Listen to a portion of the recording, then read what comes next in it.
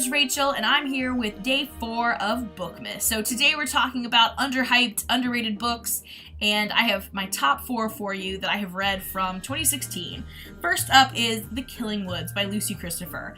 I picked this one because I don't know a lot of people who've read Lucy Christopher before, and I just kind of randomly stumbled onto her book Stolen, and it is one of my favorite books of all time. So when I found out that there was another Lucy Christopher book, I had to read it, and I read this one early in January.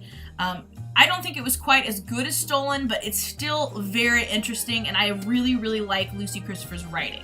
So even though I like Stolen better, I would still recommend this one, or just Lucy Christopher in general. But this one, again, is called The Killing Woods, and it's about a girl whose father comes home from war with PTSD, and when he has kind of rough days, he kind of sneaks away to this bunker in the woods just to be with himself and kind of deal with his emotions. Well, one day, a girl from the local high school goes into the woods and is carried out by this father, but she's dead. So they automatically assume that he went off into like this PTSD rage and killed her in the woods, and it's just kind of this mystery around who actually did kill this girl. Was it the dad? Was it somebody else in the woods? And the mystery element in this was really interesting. I thought some of the character dynamics were a little strange, but overall I liked this book. Again, not quite as good as Stolen, but I really enjoy Lucy Christopher's voice, so I would highly recommend her. Next up is Before You Go Extinct by Karen Rivers. I read this as an ARC, and honestly, I picked it just based on the cover. I love that the words were shaped like a fin of a shark, and that ended up having a little to do with the book, as you might imagine, since it's on the cover. It's about a boy who has the nickname of Sharky because he's obsessed with sharks, and his grief process, really, of losing his friend. One of his best friends has just died, and it's kind of, they go back and forth through the whole book about whether it was an accident or whether it was suicide, and it's just him coming to terms with this. And while he goes to stay with his dad, who he's not super close with. I believe they're in Vancouver, and there is an appearance of a shark, which kind of has like an interesting twist to it, and I really enjoy the story. I think it is really important for anybody who has lost somebody in general, especially to a suicide. I thought this book was fabulous. It was way more than what I was expecting from just a random read I picked up, and I ended up having to buy a hardback cover because I loved this book.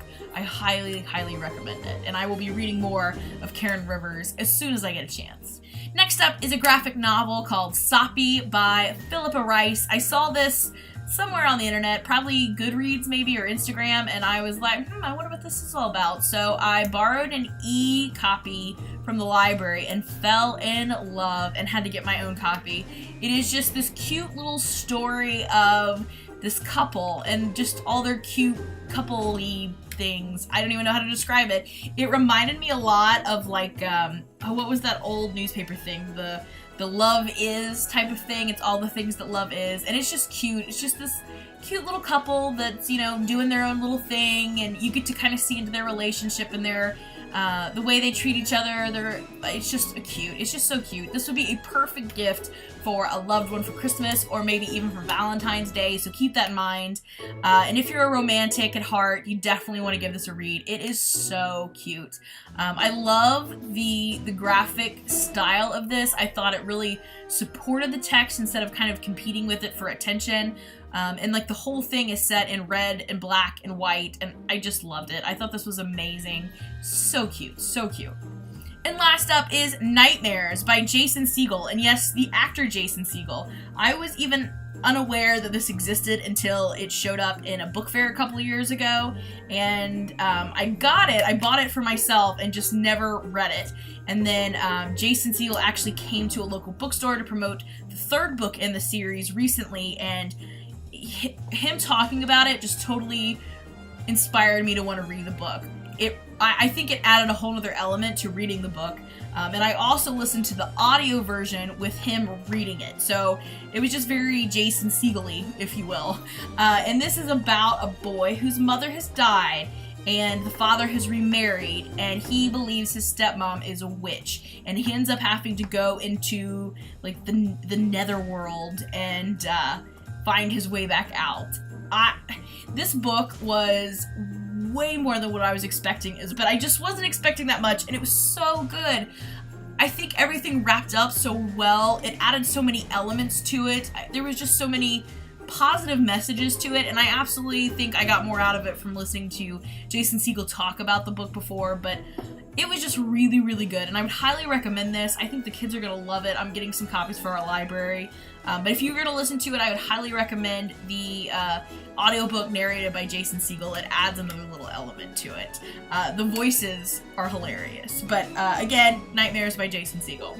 So those are the 4 picks I have for underrated reads for the year. I hope you will give these a try, and if you have any that you would like me to read, please let me know down below. I'd love to hear your opinions, and that is all I have for you today. I'm going to get off here and try to read now, because it is Friday. I'm filming this the day of, and I haven't got much reading done this week, so I'm hoping this weekend I can get quite a bit in now that I am free of work. So stay tuned for an update, and I'll see you tomorrow. Bye for now!